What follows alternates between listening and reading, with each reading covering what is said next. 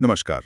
आज हम एक ऐसी किताब की विचारों की गहराई में उतर रहे हैं जो जो बड़े सवाल उठाती है। नील डोनाल्ड वॉल्श की कॉन्वर्सेशंस विद गॉड बुक 2 का 11वां अध्याय। अब देखिए, हमारे पास ये एक ही स्रोत है, लेकिन ये वैश्विक उथल-पुथल, युद्ध, करीबी, इन सब मुद्दों पर एक बहुत ही अनोखा और शायद थोड़ा विवादास्पद नजरिया पेश करता है। किताब का जो केंद्रीय विचार है वो थोड़ा चौंकाने वाला है कि दुनिया की तमाम समस्याओं की जड़ में सिर्फ एक चीज है, प्रेम की कमी। और यहां से ना दो रास्ते सुझाए गए हैं।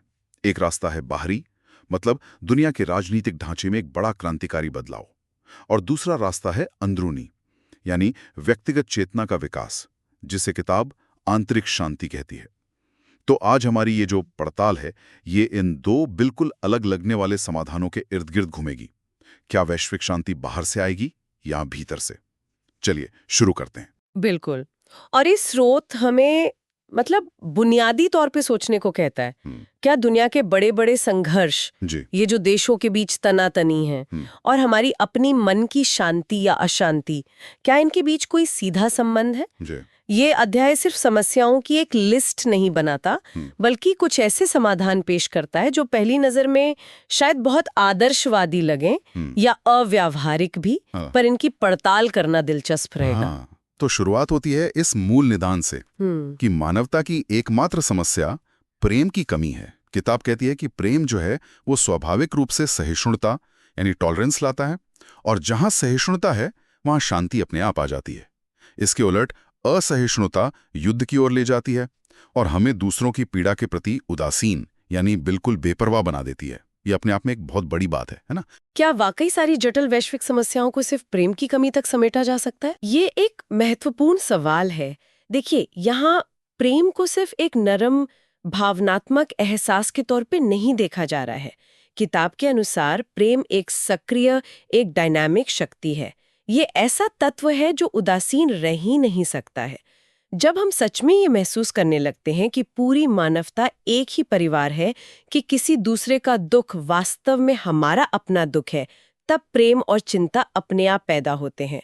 स्रोत का तर्क है कि ऐसा महसूस करने का सबसे तेज तरीका है खुद को दूसरों से अलग समझने की भावना को छोड़ना। जब तक ये हम और वो का विभाजन रहेगा, तब तक सच्ची सहानुभूति और प्रेम मुश्किल है।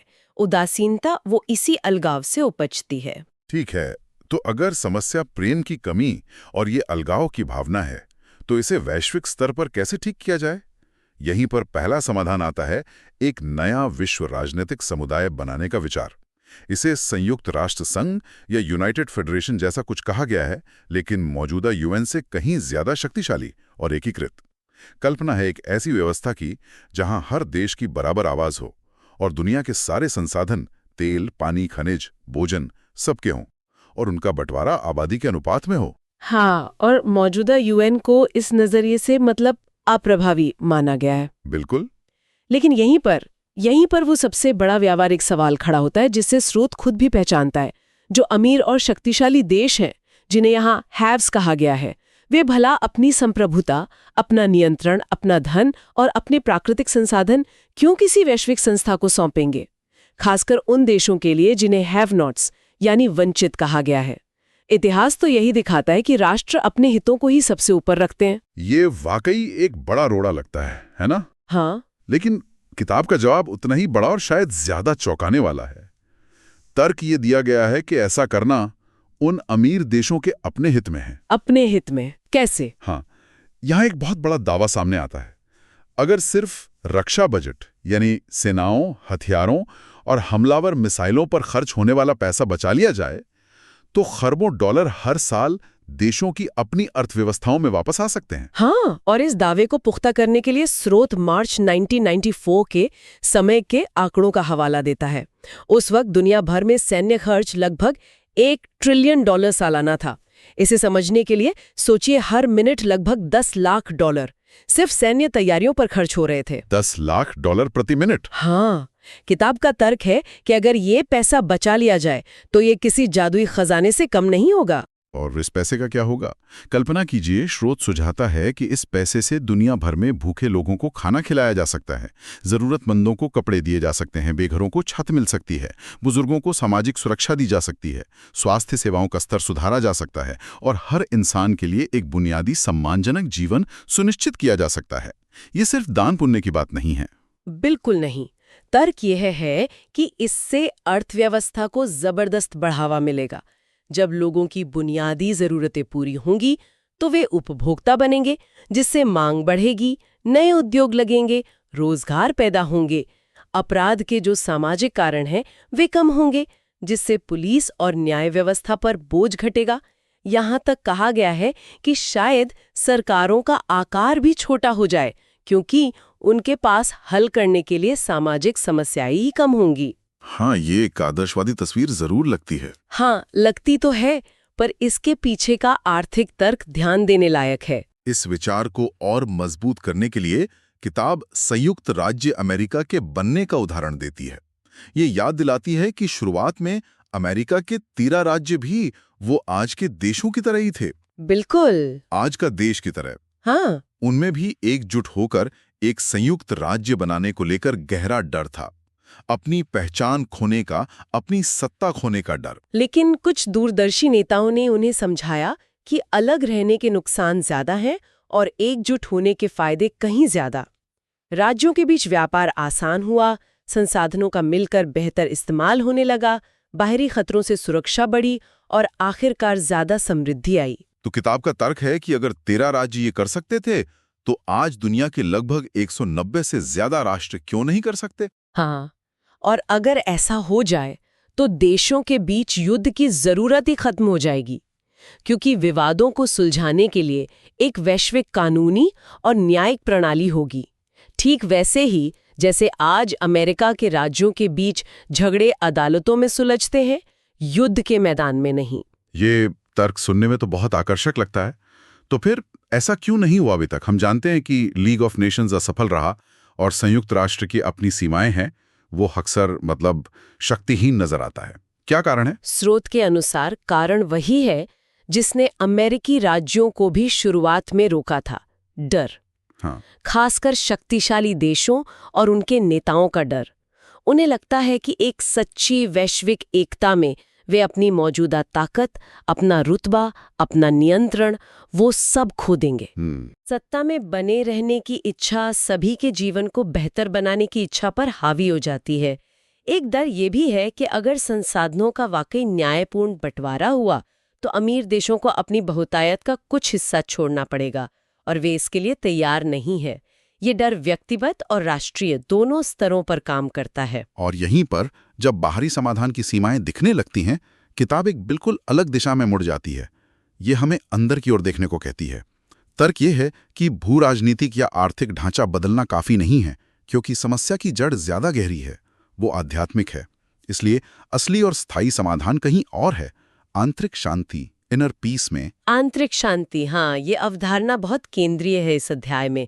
इसे परिभाषित किया गया है किसी बाहरी चीज की जरूरत न होना, नॉट नीडिंग।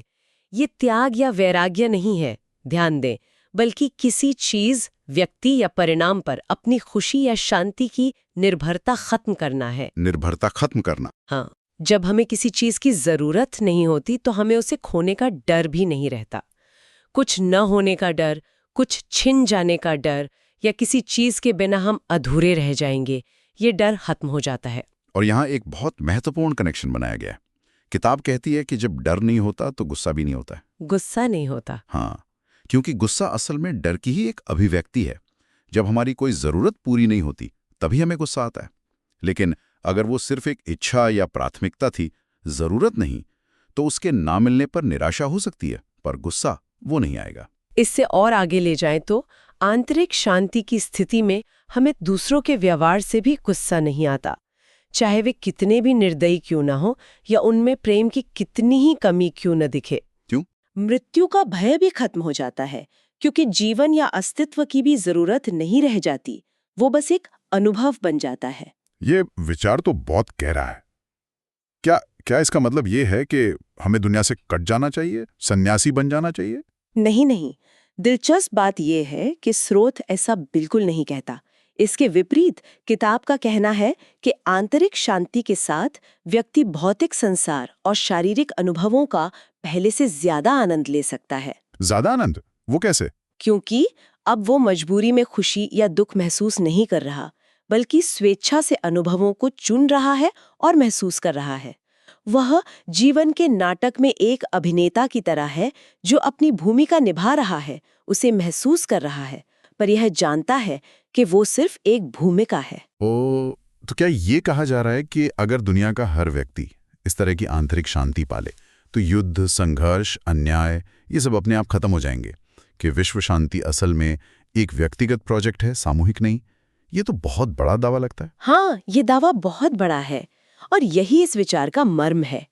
स्रोत का तर्क है कि यही एकमात्र तरीका है जिससे स्थायी शांति आ सकती है। बाहरी संधियां, कानून या ढांचे तब तक काम नहीं करेंगे जब तक इंसानों के अंदर डर, गुस्सा और जरूरत की भावनाएं हावी हैं। जब व्यक्ति अंदर से शांत और सुरक्षित महसूस करता है, तभी वो दूसरों के प्रति सच्चा प्रेम और करुणा महसूस कर सकता है, और तभी वो संसाधनों को साझा करने या सहयोग करने के लिए तैयार होगा। अच्छा, इसलिए विश्व शांति बाहर से थोपी नहीं जा सकती, उसे अंदर से विकसित करना होगा, एक एक व्यक्ति के स्तर पर। लेकिन यहाँ मेरे मन में वही सवाल घूम रहा है जो शायद कई सुनने वालों के मन में होगा और जिसे किताब खुद भी उठाती है। ये सब सुनने में बहुत अच्छा लगता है, पर क्या ये व्यवहारिक है? जब कोई इंसान भूखा हो, उसके सर पर छत ना हो, वो हिंसा का शिकार हो रहा हो, उसके बच्चे बीमार हों और दवा ना हो, ऐसे में उसे आंतरिक शांति खोजने या किसी चीज की जरूरत ना रखने की बात कहना, क्या ये क्रूर मजाक जैसा नहीं लगता? उस माँ के लिए इन बातों का क्या अर्थ है जो अपने बच्चे को भूख से बिलखते देख रही है? ये वाकई सबसे कठिन और सबसे महत्वपूर्ण सवाल है, और स्रोत का जवाब भी उतना ही गहरा और चुनौतीपूर्ण है। जवाब है, हर परिस्थिति में, चाहे वो कितनी भी भयानक क्यों न लगे, उसमें पूर्णता, परफेक्शन देखने का प्रयास करें। पूर्णता? हाँ, पूर्णता। ये चेतना का वही बदलाव है जिसकी बात की जा रही है। अब पूर्णता का मतलब ये नहीं है कि वो स्थिति अच्छी है या वांछनीय है, बल्कि इसका मतलब है कि वो स्थिति जैसी है वैसी ही है, और वो एक बड़ी प्रक्रिया का हिस्सा है जिसका कोई गहरा अर्थ या उद्देश्य हो सकता है, भले ही वो हमें तुरंत समझ ना आए। हर चीज में पूर्णता देखना, त्रासदी में भी, ये कैसे संभव हो सकता है? ये तो लगभग अमानवीय लगता है। बिल्कुल, ये सुनने में असंभव लग सकता है। स्रोत इसे स्वीकार करता है, लेकिन वो सुझाव देता है कि किसी चीज की जरूरत ना रखें, हर चीज की इच्छा करें, जो सामने आए उसे चुनें, अपनी भावनाओं को पूरी तरह महसूस करें। अगर दुख है तो उसे पूरी तरह महसूस करें, रोएं, चीखें, अपनी सच्चाई का सम्मान करें। लेकिन भावनाओं के गुजर जाने के बाद अंततः शांत रहें और एक उच्च शक्ति, जिसे स्रोत ईश्वर कहता है, उसकी उपस्थिति को महसूस करें। एक तरह से विश्वास और समर्पण की बात है। अत्यधिक त्रासदी के क्षण में भी उस पूरी प्रक्रिया की विशालता और शायद उसकी छुपी हुई सुंदरता को देखने का प्रयास करें। क्या इसका कोई उदाहरण है? क्योंकि ये बहुत अमूर्त लगता है। हाँ, किताब कुछ ऐसे क्षणों का जिक्र करती है जिन्हें शायद कुछ लोगों ने अनुभव किया हो, जैसे किसी भयानक दुर्घटना, मान लीजिए कार का पुल से गिरना, या जानलेवा स्थिति जैसे बंदूक का सामना करना या डूबने के करीब होना। ऐसी स्थिति में अक्सर समय जैसे धीमा पड़ जाता है, आसपास का शोर गायब हो जाता है और एक अजीब सी शांति या स्पष्टता छा जाती है। डर जैसे अचानक गायब हो जाता है। हाँ, सुना ऐसा होता है। स्रोत का मानना है कि ये अनुभव दिखाता है कि हमारे अंदर गहरे संकट में भी शांत रहने की क्षमता है। यहाँ विश्वास और ईश्वर पर भरोसे का महत्व बताया गया है। बाइबल की भजन संहिता 23 का संदर्भ देते हुए कहा गया है कि सबसे अंधेरी घाटी में भी डरने की जरूरत नहीं, क्योंकि एक उच्च शक्ति साथ है। यह सांत्वना और शक्ति का स्रोत बन सकता है। तो अगर हम आज की इस पूरी चर्चा को समेटें, तो इस स्रोत से विश्व शांति के लिए दो मुख्य रास्ते उभरते दिख रहे हैं।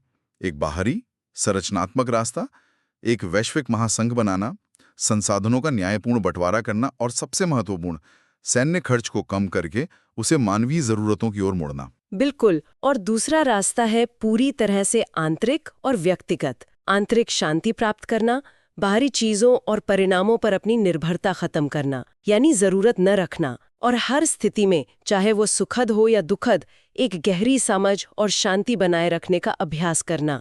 किताब का अंतिम संकेत यही लगता है कि शायद स्थायी समाधान के लिए इन दोनों का संगम जरूरी है। मतलब व्यवहारिक वैश्विक कार्रवाई भी और व्यक्तिगत आध्यात्मिक जागृति भी। हाँ, एक के बिना दूसरा शायद अधूरा है। और शायद हम सुनने वालों के लिए यहाँ एक विचार छोड़ सकते हैं जिस पर वे आगे सोच सकें। असली चुनौती क्या है? क्या ये सवाल है कि क्या ये समाधान, ये वैश्विक संघ या आंतरिक शांति काम कर सकते हैं? या असली चुनौती उस गहरे मानवीय डर और प्रतिरोध को पार करना है जो हमें खुद को और पूरी मानवता को वास्तव में एक दूसरे से जुड़ा हुआ देखने से रोकता है। हाँ, वो प्रतिरोध जो हमें संसाधन साझा करने से रोकता है। और वही प्रतिरोध जो हमें अपनी आंतरिक शांति खोजने से भी रोकता है। या इस पर भी सोचा जा सकता है, क्या आंतरिक शांति की खोज किसी व्यक्ति के वैश्विक मुद्दों जैसे संसाधन साझाकरण या अंतर्राष्ट्रीय सहयोग के प्रति नजरिए को बदल सकती है? अगर हाँ, तो कैसे? ये व्यक्तिगत और वैश्विक कैसे जुड़ते हैं, ये सोचने के लिए यकीनन बहुत कुछ है। बिल्कुल। आज इस गहरी और विचारोत्तेजक सामग्री की पड़ताल में शामिल होने के लिए धन्यवाद।